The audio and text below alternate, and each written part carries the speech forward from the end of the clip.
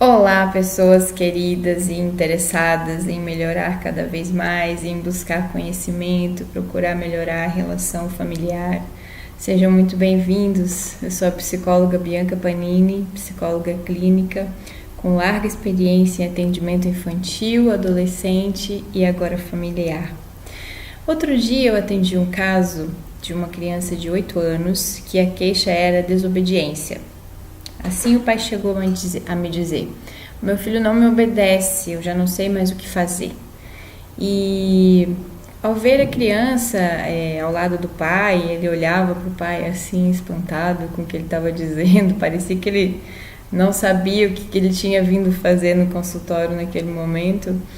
E o pai continuou dizendo: ele não obedece, ele não me obedece, ele obedece mais a mãe, a madrasta, do que a mim, enfim, revelando que havia alguns problemas na relação. E aí eu estava com um bloquinho de anotações do lado e decidi, fora da anamnese da ficha dele, decidi fazer algumas anotações em relação à desobediência. E até estava aqui o papel, eu achei ele agora, por isso que eu resolvi falar sobre isso nesse vídeo, porque em relação à desobediência, a gente pode listar várias formas de agir, que cada criança é de um jeito. E o objetivo principal desse vídeo em especial é alertar as famílias a observarem que tipo de comportamento que a criança está tendo e não se contentar com a primeira palavra que vem para classificar tudo, né? Ele é desobediente, ele é valentão, ele é danado, ele é terrível. Então, assim, não só da desobediência, como em todos os outros aspectos da vida, né? Não se contentar com a primeira palavra e tentar buscar além. Em relação a esse menino, eu quis investigar em que nível que estava a desobediência dele, e aí eu fiz um esqueminha de 4 Ds, não sei se dá para ver, 4 Ds e um A.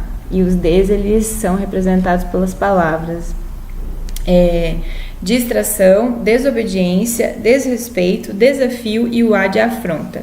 Aí eu fiquei com isso daqui no meio da minha agenda, estava até amassado o papel, achei agora e resolvi falar. Então, o que a gente pode considerar? O primeiro nível seria a distração. Seria aquela criança que não obedece, não faz as coisas quando é mandada, porque está envolvida com alguma coisa do seu interesse.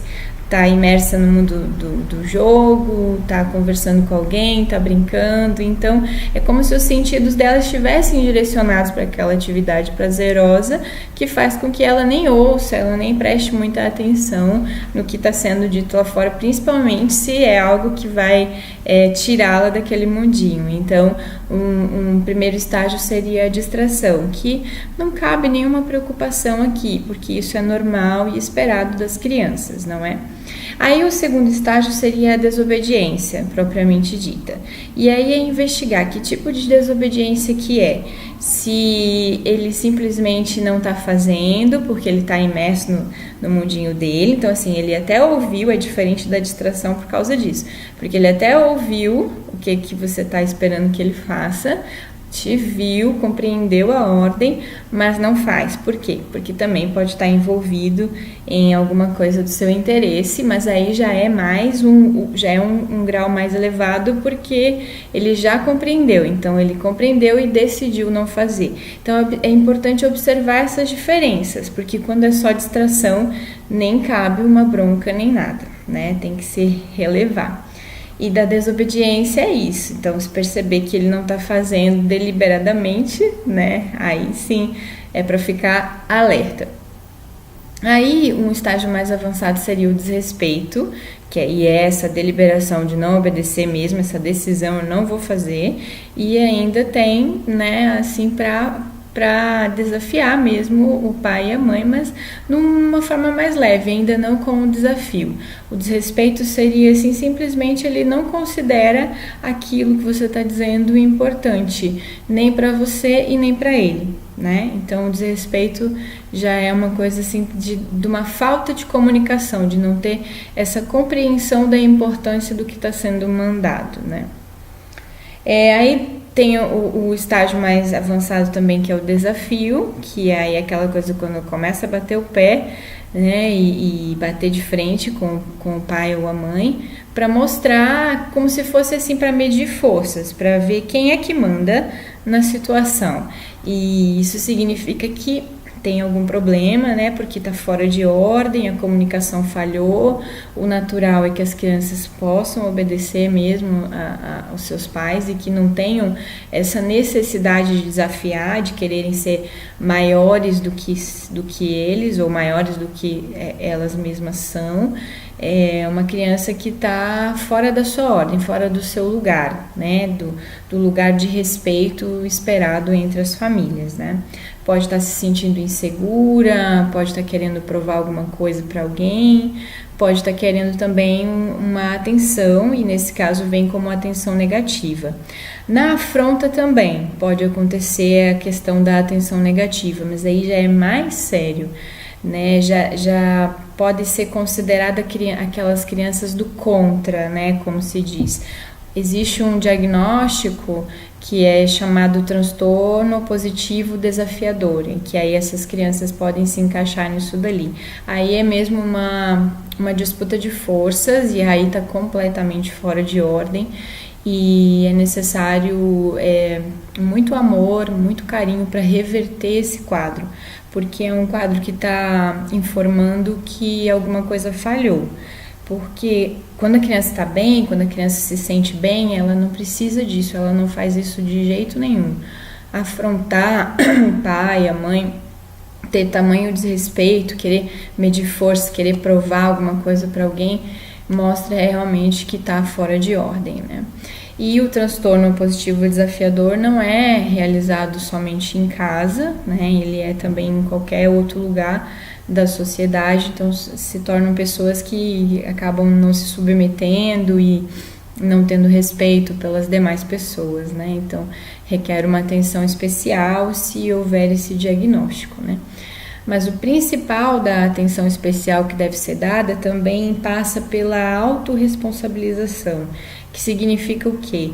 Significa esse pai e essa mãe analisarem a sua postura e principalmente o seu estado interno, que vai mostrar o que na minha postura existe, o que no meu olhar tem, o que no meu jeito de falar tem, eu expresso, que contribui para que ele se tornasse assim ou para que ele esteja assim, seja em qualquer um dos estágios.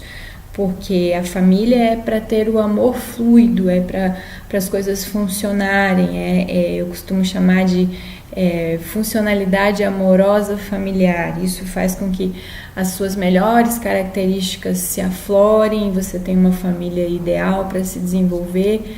É um pouco difícil nos dias de hoje, porque também o que mais está sendo necessário é esse olhar para o estado interno do pai, da mãe, da família, dos responsáveis pelas crianças, porque criar filhos hoje em dia é muito mais difícil do que já foi em qualquer outra época, porque existem os desafios e existem outras influências, diversas influências de como fazer, de como não fazer. Existe uma bússola interna guiando de acordo também com o que a pessoa foi educada, essa mãe, esse pai recebeu como valor e como coisas importantes. E estamos falando aí de outras gerações, né? Uma geração essa que está vindo das crianças agora, que é totalmente diferente.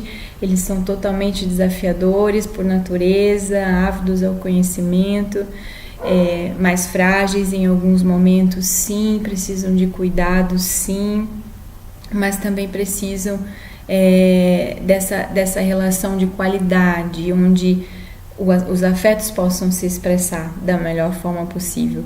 Então a autorresponsabilização é olhar para isso, assim, o que no sistema familiar contribuiu para esse comportamento, seja a desobediência, seja o desrespeito, seja a afronta, porque cada um deles tem uma origem, nunca começou assim do nada. Então é importante investigar a origem, mas sempre estendendo as mãos e não apontando o dedo para a criança como se ela fosse a única responsável, porque ela é apenas a parte de um sistema familiar que está funcionando ou disfuncionando, né, infelizmente, mas que pode sim voltar à funcionalidade amorosa.